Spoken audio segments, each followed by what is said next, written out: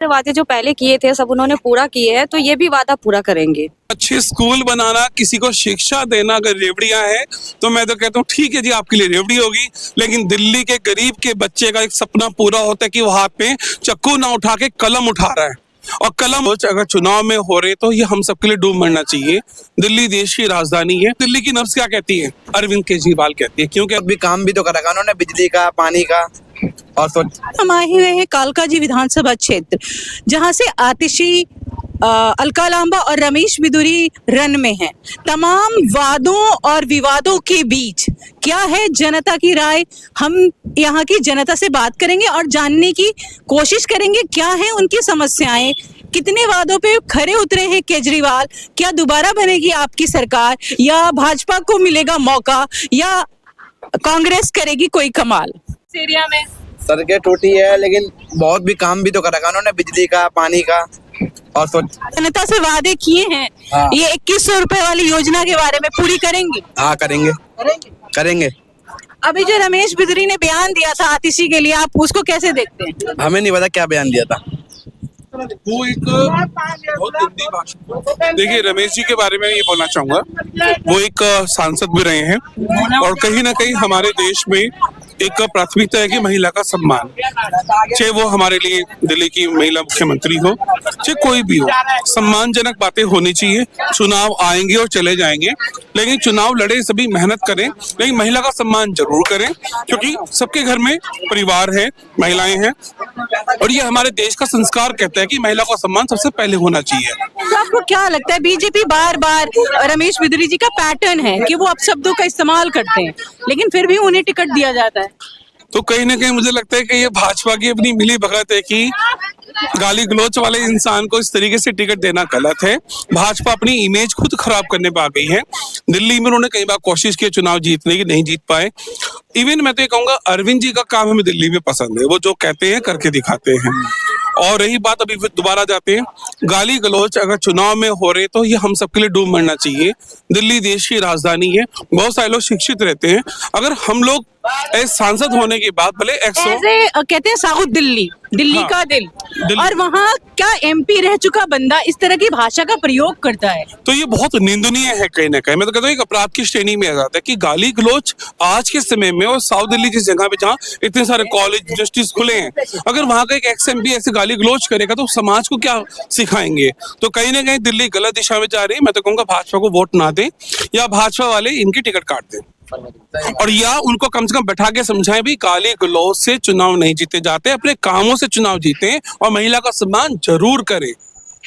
तो आप केजरीवाल के किन किन योजनाओं से खुश नजर आते हैं? देखिए, अरविंद केजरीवाल की सबसे अच्छी योजना मुझे ये लगती है, उन्होंने दिल्ली में शानदार स्कूल बनाए। एक गरीब का बच्चा जब स्कूल जाता है ना, वो कलम हाथ में उठाता है, वो पढ़ता है शान से, और अगले दिन कहता है मम्मी मुझे स्कूल जाना है, तो मेरा तो सीना चौड़ा हो जाता है। मुझे लगता है कि आज दिल्ली के बच्चे स्कूल जाने के लिए खुश हैं। वो ये नहीं कहते नहीं मुझे टाट पट्टी वाले स्कूल है, टूटा फर्नीचर नहीं। अब बच्चा दिल से कहता है मम्मी मुझे स्कूल छोड़ के आओ, तो मेरा दिल खुश होता है कि कहीं ना कहीं मिडिल क्लास और गरीब का बच्चा जब स्कूल में जाता है ना, तो 10 साल बाद वहां से वो पढ़ के कहीं अफसर बनेगा कॉलेज में जाके, और एक अच्छी नौकरी लेगा। लेकिन बीजेपी का आरोप है कि लगातार के रेवड़ियां बांटी जा रही हैं। देखिए, अब अच्छे स्कूल बनाना, किसी को शिक्षा देना, अगर रेवड़ियां हैं तो मैं तो कहता हूँ ठीक है जी, आपके लिए रेवड़ी होगी, लेकिन दिल्ली के गरीब के बच्चे का एक सपना पूरा होता है कि वो हाथ में चक्कू ना उठा के कलम उठा रहा है, और कलम उठाना ये देश का लोकतंत्र में बहुत जरूर सम्मानजनक होना चाहिए।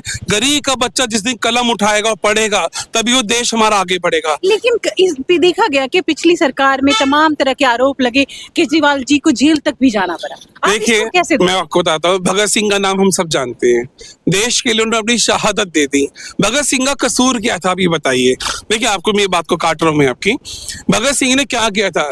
गलत बातों का विरोध किया था अंग्रेजों की, और उनके साथ देश में क्या हुआ आप सब जानते हैं। उनको अंग्रेजों ने आतंकवादी घोषित कर दिया, उनके ऊपर आलंछन लगा के उनको फांसी चढ़ा दी।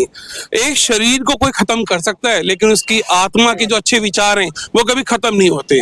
जैसा आपने भगत सिंह को देखा है, आज भगत सिंह हम पूरे देशवासियों के अंदर धड़कते हैं, भले उनका शरीर नहीं है। अंग्रेजों ने उनके शरीर को तो जलाया, लेकिन उनकी आत्मा के अच्छे विचार को नहीं जला पाए। लेकिन पूरी कैबिनेट का जाना जेल में, लगातार मनीष सिसोदिया से लेके सत्येंद्र जैन तक सब लोग जेल गए। देखिए, बड़ा दुखद है ये, और ये देश के इतिहास में काले पन्नों में लिखा जाएगा कि सच में बड़ा दुखद है दिल्ली के इतने अच्छे मुख्यमंत्री जो आज आपको पता है दिल्ली की नब्ज क्या कहती है, अरविंद केजरीवाल कहती है। क्यों कहती है, मैं 2 शब्दों में जरूर बताऊंगा। गरीब का बच्चा सरकारी स्कूल में जाता है, वो खुश होता है। आज वो चक्कू नहीं उठाएगा, वो कलम उठाएगा। ये बहुत बड़ी बात मैं कह के जा रहा हूँ। और ये बात वो कौन कहेगा, जो खुद पढ़ा लिखा आदमी होगा।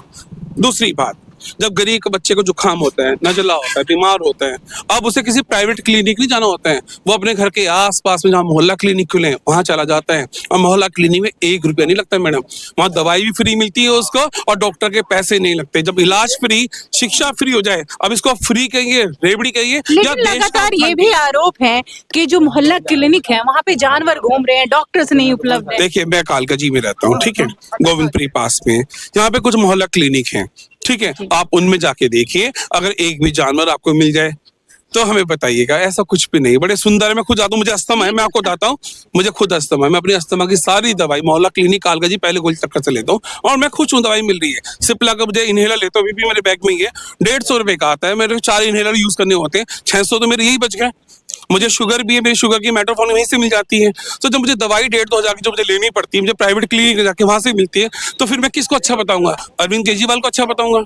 हाँ, लेकिन एक और चीज, इन तमाम विवादों में एक विवाद ये भी है कि राजमहल विवाद, BJP versus PM Modi versus CM, Rajmahal और सीएम के महल की तुलना हो रही है। कोई कह रहा है हीरे का कमोड लगाया है, कोई कह रहा है कि सोने का कमोड लगाया है। तो जो चुनावी मुद्दा है ये कहाँ जा रहा है? बीजेपी और आपका जो ये सोने और हीरे का चल रहा है, मैं आपकी बात पे भी आऊंगा, उससे पहले मैं एक बात रखना चाहता हूँ।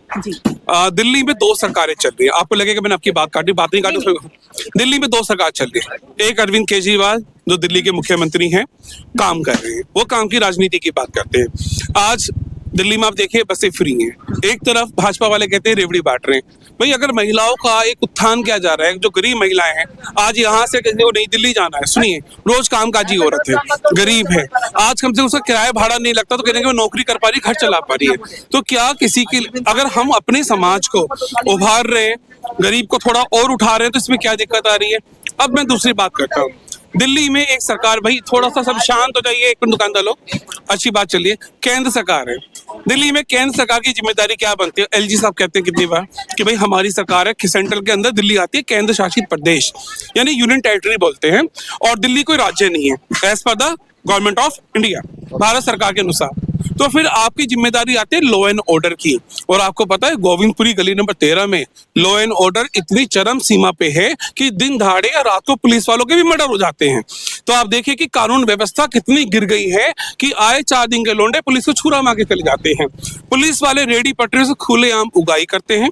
अगर ये गरीब आदमी, सुनिए मेरी बात को बोलो तो मानेगा, आप तो खैर मीडिया वाले देश के चौथा स्तंभ भी हैं, अगर अभी इस गरीब आदमी की मुल्ला जी की दाढ़ी लगी हुई है, नाम से डिनोट कर रहा हूँ, अब इनकी बाइक चोरी हो जाए तो इनको सबसे पहले वो धर्म से पहचाने का, अच्छे मुसलमान है, कल धर्म पे जाति पे दिल्ली आ गई है। और दूसरी बात, छोटे गरीब आदमी को पुलिस वाले धमका देते हैं, पूरी दबा के उगाई कर रहे हैं। अगर ये बेचारा गरीब बच्चा ठेली लगा के काम कर रहा है ना, इसको अप्रिशिएट नहीं करेगा, इससे 200 रुपए मांग के ले जाएगा, इसका एक डब्बा उठा के ले जाएगा। लेकिन कहीं ये शीश महल और राजमहल का विवाद कहीं ना कहीं दोनों तरफ से जो चुनावी मुद्दा है, विकास का, शिक्षा का, जो भी मुद्दा है, उनसे हट के ये शीश महल और राजमहल की बहस क्यों? ये कहीं ना कहीं मुझे तो लगता है कि भाजपा नहीं, मुझे बार बार बोलना पड़ेगा, वैसे एक आम नागरिक हूं मैं, कहीं ना कहीं इन्होंने दिल्ली के चुनाव को भटकाने की कोशिश की जा रही है। आप भी तो शीश महल के वर्सेस राजमहल कह रही है।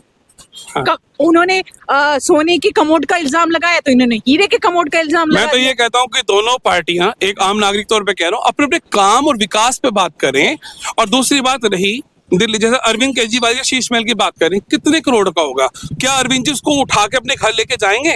नहीं ना, पीडब्ल्यूडी ने बनाया। किसने बनाया? पीडब्ल्यूडी, आप मीडिया भी जानते हैं। और रही बात, जो वर्तमान सरकार रहेगी, कल को फॉर एग्जाम्पल अरविंद जी की कोई और सरकार आ जाए तो वो उसमें बैठेगा, पहली बात। अभी मोदी जी की बात करने लोग डरते हैं, डरने की जरूरत नहीं है। मोदी जी तो दिन में भैया 5-5 लाख के 3 सूट बदल लेते हैं। उनका पैन अमेरिका से आता है 6 लाख रुपए का। प्रकाश अग्रवाल मेरा नाम है, सुनिए, मैं आज तक 10 रुपए से ऊपर महंगा पैन नहीं लगा पाया हूँ। पूरी जिंदगी मैंने किताबों में लगा दी अपनी जिंदगी की। 40 साल की मेरा प्रोफेशन एडवोकेट है, लेकिन आप ये देखिए कोर्ट का चैम्बर नहीं मिल पाया, मैं फाइलें लेके ऐसे घूमता हूँ। क्यों? जिंदगी स्ट्रगल में निकल गई और जनरल कास्ट में आता हूँ। क्या मोदी जी केंद्र सरकार में रहते हुए हमारे जैसे लोग सोच रहे हैं? नहीं सोच रहे। हम भी तो मेहनत कर रहे हैं और हम तो ये कहते हैं कि दोनों पार्टियां अपनी मेहनत के बल पे चुनाव जीते, काम के बात पे बात करें। सवाल ये है कि आप और भाजपा के दंगल में कांग्रेस को आप कहाँ देखते हैं? कांग्रेस तो कहीं मैदान में नहीं है। क्यों मैदान में नहीं है? अगर वो होती तो 10 साल पहले दिल्ली की जनता उनको बाय बाय ना करती। शीला दीक्षित का बाय बाय हुआ ना भी देखिए। अगर वो मैदान में होती तो लोग उनको लेके आते नहीं। एक विकल्प नया चुना था आम आदमी पार्टी और कहने के लोगों के दिल में और हाथों में जो खून की नब्ज है अरविंद केजरीवाल है। गरीब के लिए मसीहा है, मैं तो ये कहता हूँ। तो अभी जो सरकार है आप इससे खुश हैं? जी हाँ, हम तो खुश हैं? बिल्कुल खुश हैं। आपको क्या पॉलिसीज अच्छी लगी इस सरकार की? यहाँ पर ऐसी है कि देखो जी, हर किसी को मदद मिलती है।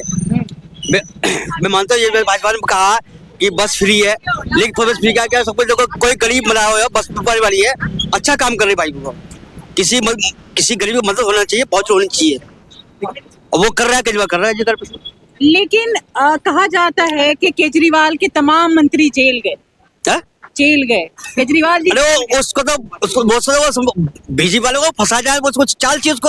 अच्छा, अपना वोट करने के लिए। केजरीवाल जी जेल गए तो फंसा दिया गया। यार ये बता दो, सबको पता है आपको, अभी चलिए कि भाई देखो जो है केजरीवाल जी जब सत्ता में आए थे तो वादे किए थे ना साफ सुथरी सरकार के। हाँ, अरे चलिए आप ही बताइए, बिजली फ्री है, वादे किए 2100 रुपया मिलेगा बहनों को, तो वो वादा किया तो वो इंसान मिलनी चाहिए, बिल्कुल मिलनी चाहिए। आप यहाँ के हालात से खुश हैं? यहाँ के हालात से खुश हैं? यहाँ का सब अच्छा सब खा रहे हैं। कोई गरीब आदमी है, सब खा रहा है, जो हमारी झूठ झोपड़ी है, कोई महल में रहता है, हम जूझ पड़े, हम जूझ। जैसे दिल्ली में चुनाव चल रहे हैं, यहाँ से अलका लांबा, आतिशी और रमेश बिदरी खड़े हुए हैं इलेक्शन में, तो आपको क्या लगता है आतिशी फिर से बन पाएंगी, जीत पाएंगी? बिल्कुल आतिशी जी ही आएंगी। आतिशी जी से आप खुश हैं? जी हम बहुत खुश हैं उनसे।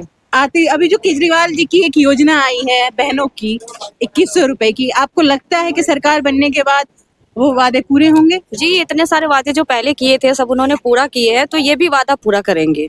आपको लगता है आपके वादे पूरे? बिल्कुल। लेकिन कहा जाता है कि केजरीवाल जी पे भ्रष्टाचार के आरोप लगे हैं तमाम तरह के। जी वो तो देखिए राजनीति है, लगता रहता है, उससे तो हम लोग नहीं, लेकिन पब्लिक को तो उन्होंने बहुत कुछ दिया है और दे रहे हैं।